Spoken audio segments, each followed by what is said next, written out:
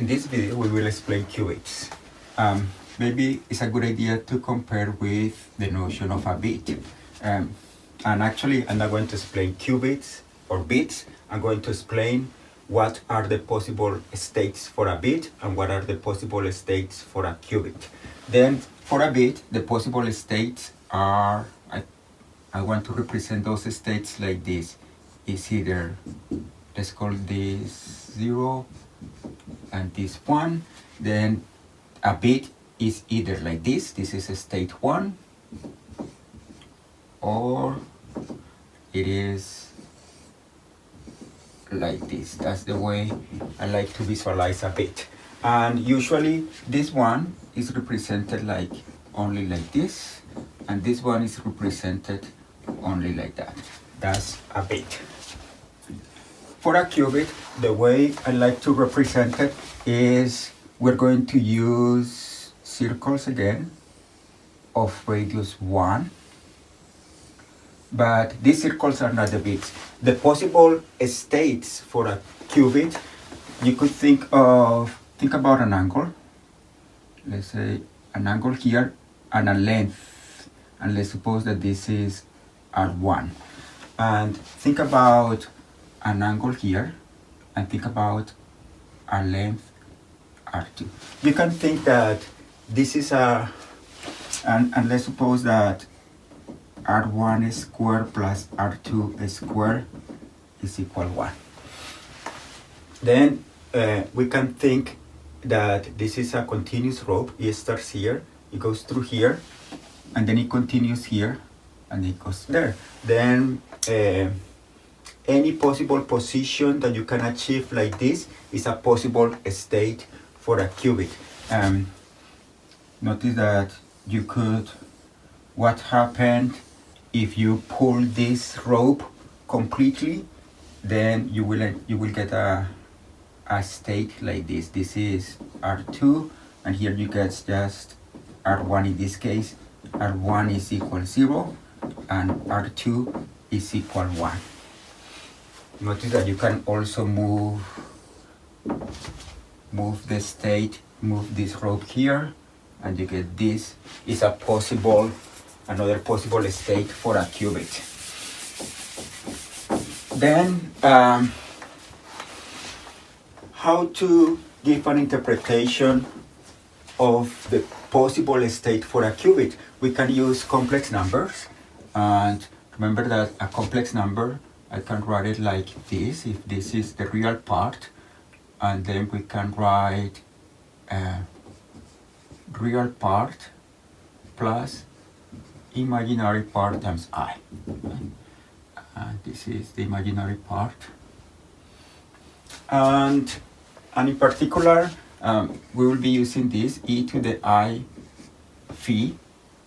Is this complex numbers, cosine of phi plus I sine of phi, that can be represented like this, right? This is the angle phi, and this is radius 1, and this is this complex number. And any other, if you have a complex number of length r, then this can be represented as r e to the I phi, where this is the angle phi. Okay, with that in mind, we have that a qubit, not a qubit, but a possible state for a qubit can be written like this number. This possible state can be written as R1 e to the I times phi 1, and this one can be written as R2 times e to the I phi 2, assuming that we have an angle here. Let's make it more general. Let's suppose that we have here R2, right? And remember that we require the condition that R1 squared plus R2 squared is equal to 1. And if we, like, remember when we were doing bits, we call this 0 and this 1, and if we have this 1, we call it the bit 0. Here we can do the same. We can call this 0 and this 1. And then we are going to represent this qubit. We are going to represent it as R1 e to the I phi 1 0 plus R2 e to the I phi 2 1. Then here we have all the possible states that we can get with a qubit.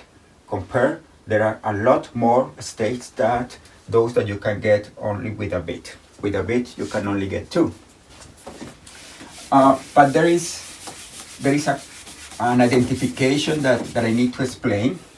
And the thing is that in a physical sense, when you have this qubit, let's suppose I have this qubit. Let's suppose that the length of this is 1 over the square root of 2, and the length of this is also 1 over the square root of 2, and this angle here is 0, and this angle is 45 degrees. Right? Then this is a possible state. But then when you are dealing with qubits, it is impossible to tell the difference between this state, and this state. Let's suppose here we have 90 degrees, and this is 1 over the square root of 2. This is and here we have 135 degrees with respect to this, 135 degrees. Right?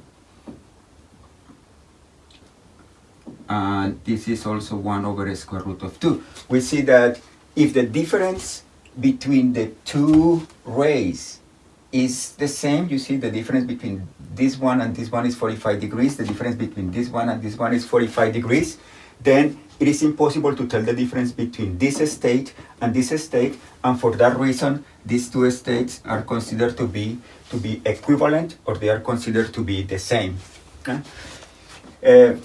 Then in general, this state is going to be equivalent to this state, the state e to the I theta times R1 e to the I phi 1 0 plus R2 e to the phi 2 1, which is just equal to R1 e to the I phi 1 plus theta 0 plus R2 e to the I phi 2 plus theta. Here there is a parenthesis here and a parenthesis there.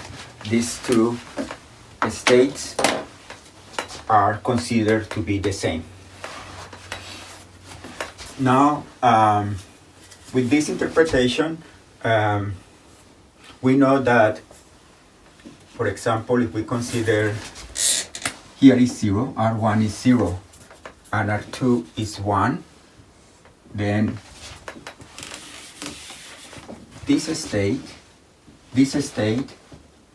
is equivalent to, this is 0, and this can be in any other position.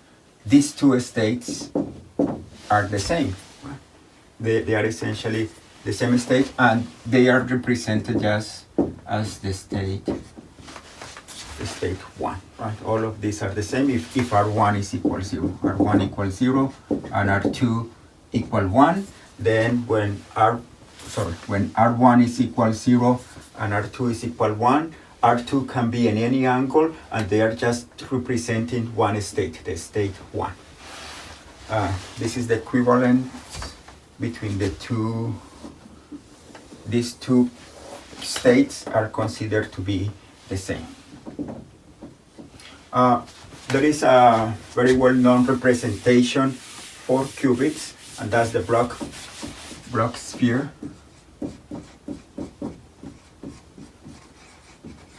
And to visualize this, let's think about the spherical coordinates, but let's think about the sphere. Let's suppose that we have here the sphere. right? This is the x-axis. This is the y-axis, and this is the z-axis. And let's suppose that here we have a point P in the sphere, and let's suppose that this angle is theta, and this projection here, and this angle is phi. Then this point, for this point, the x is sine of theta times cosine of phi. The y is sine of theta, sine of phi, and the z is just cosine of theta. And we can cover the whole sphere if we consider theta to move from 0 to pi and phi to move from 0 to 2 pi. Then we're going to identify points in this sphere with these possible states. The state is going to be the state cosine of theta over 2, 0, plus sine of theta over 2 times e to the I phi 1.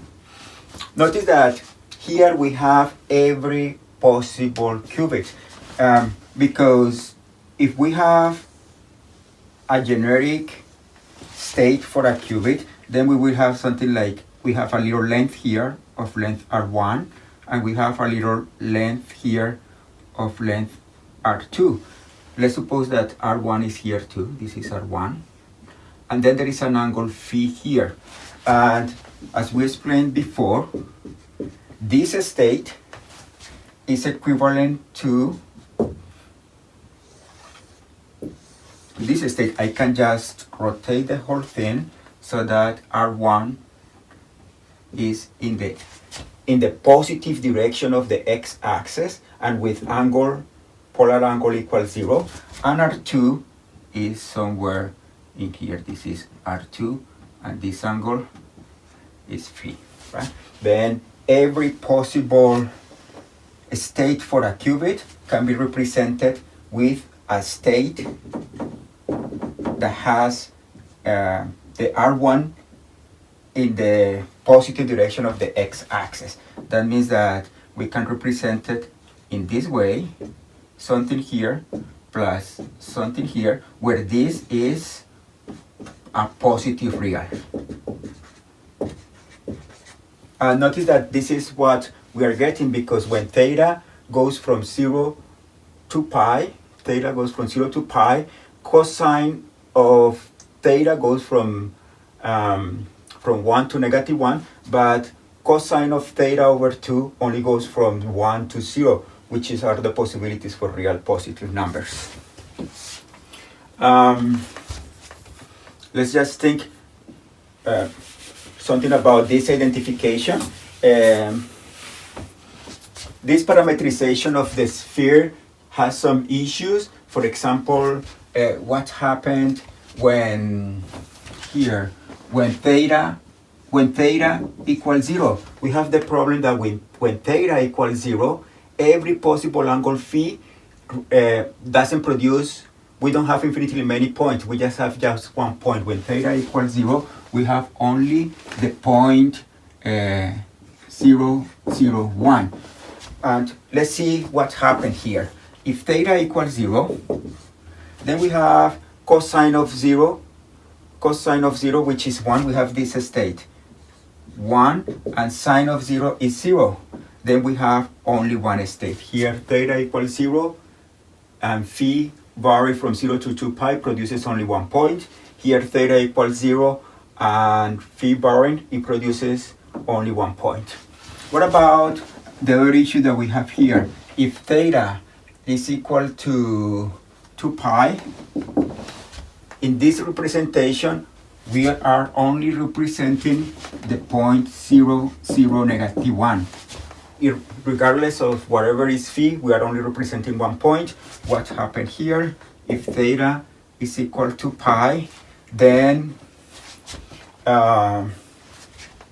we have here cosine of pi over 2 is 0, and then it's 0 plus sine of pi over 2 is 1, e to the I phi 1. But remember, this qubit is just the one that we get when we have R1 equals 0. This is the state 0, the state 1, and we have R2 equal 1. But because of the identification of the states, it doesn't matter what this angle is, we only have one state, which is the state 1. Then essentially this is equivalent to the state 1. Let's just see some important points in this representation. As I mentioned before, when theta equals 0, this point here, the north pole, represents the state 0. The south pole represents the state 1. And let's just pick another one. Let's say for theta equal pi over 2 and phi equals 0. Theta equal pi over 2 and phi equals 0 is producing this point, right? Theta equal pi over 2 and phi equals 0 is producing this point here on the x-axis. And this goes with theta equal pi over 2 cosine of pi over 4 is the square root of 2 over 2, 0. Plus, this is just 1 because the angle phi is 0. Then we have the square root of over 2 times 1. Let's see this point here. This point here, it goes with theta equal pi over 2 and phi equal pi over 2.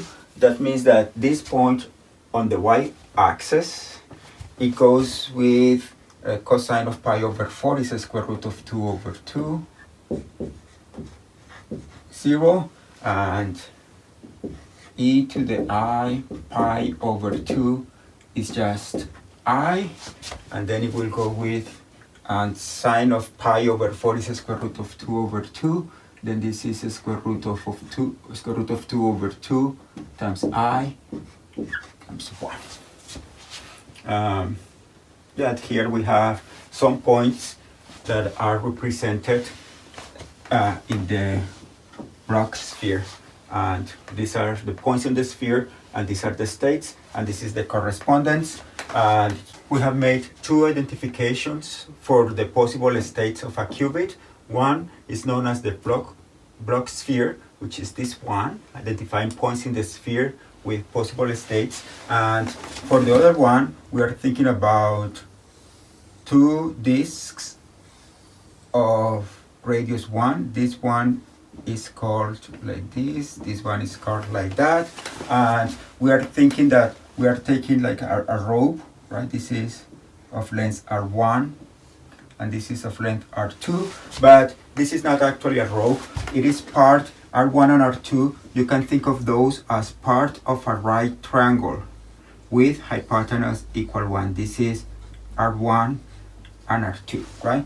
Because we want the property R1 squared plus R2 squared to be 1. It could be a right triangle like this, or it could be a right triangle like this, with this is R1 and R2, and the hypotenuse is 1. And we are actually allowing to have just a segment with R1 equal 1 and R2 is 0, or like a vertical segment like this, R2 equals 1, a degenerated right triangle.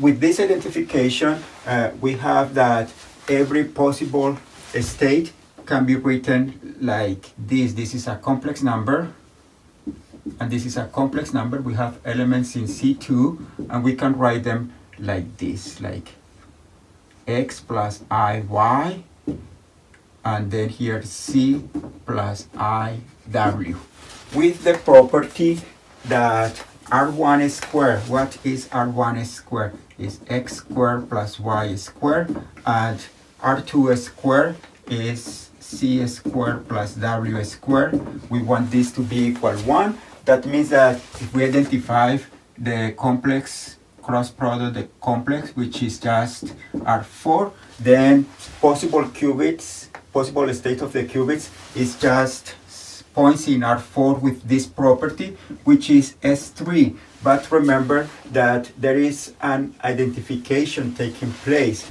here, and that identification identifies this state with this state, e to the I phi x plus iy, and this is e to the I phi c plus iy, and then actually with this identification we get that all the possible states of a qubit that's what is called the complex projective space, actually CP1.